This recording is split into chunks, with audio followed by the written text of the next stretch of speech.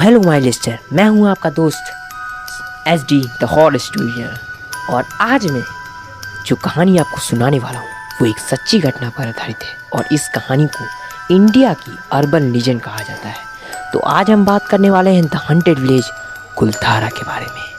ये कहानी शुरू होती है जैसलमेर जिले की कुलधारा गांव से। एक ऐसा गांव जो रात ही रात में वीरान हो गया और सदियों से लोग आज तक नहीं समझ पाए कि आखिर इस गांव के वीरान होने का क्या कारण था। कहा जाता है आज से करीब 200 साल पहले जब कुलधारा खंडहर नहीं था बल्कि आसपास के 84 गांव पालीवाल ब्राह्मणों से आबाद हुआ करता था।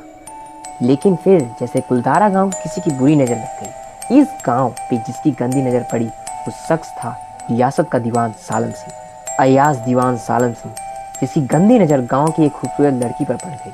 दीवान उस लड़की के पीछे इस कदर पागल था कि बस किसी तरह उसे पा लेना चाहता था, लेकिन उसने इसके लिए ब्राह्मणों पर दबाव बनाना शुरू कर दिया।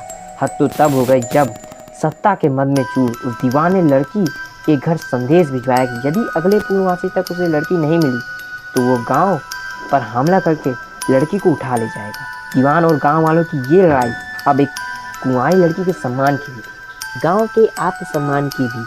गांव की चौपाल पर पालीवाल ब्राह्मण की बैठक हुई और 500 से ज्यादा परिवार ने अपने सम्मान के लिए रियासत छोड़ने का फैसला ले लिया। कहा जाता है कि निर्णय लेने के लिए सभी 84 गांव वाले एक मंदिर पर इकट्ठा हो गए और पंचायत ने फैसला किया कि कुछ भी हो जाए अपनी लड़की उस दीवान को नहीं देंगे। अगली शाम कुलधारा कुछ यूं वीरान हुआ कि आज परिंदे भी उस गांव की सरहदों में दाखिल नहीं होते।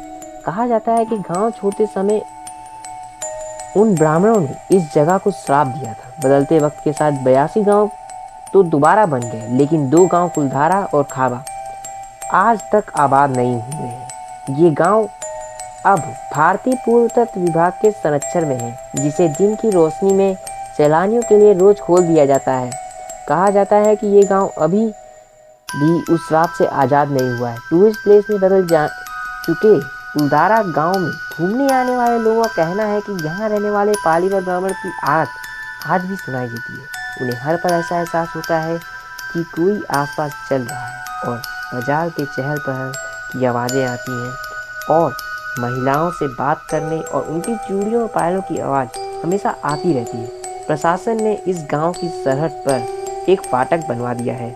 इनके समय यहाँ सैलानी घूमने आते रहते हैं, लेकिन रात में इस फाटक को पार करने की कोई हिम्मत नहीं करता है। भाई लोग, माय लिसनर, ये थी कुलधारा की सच्ची कहानी।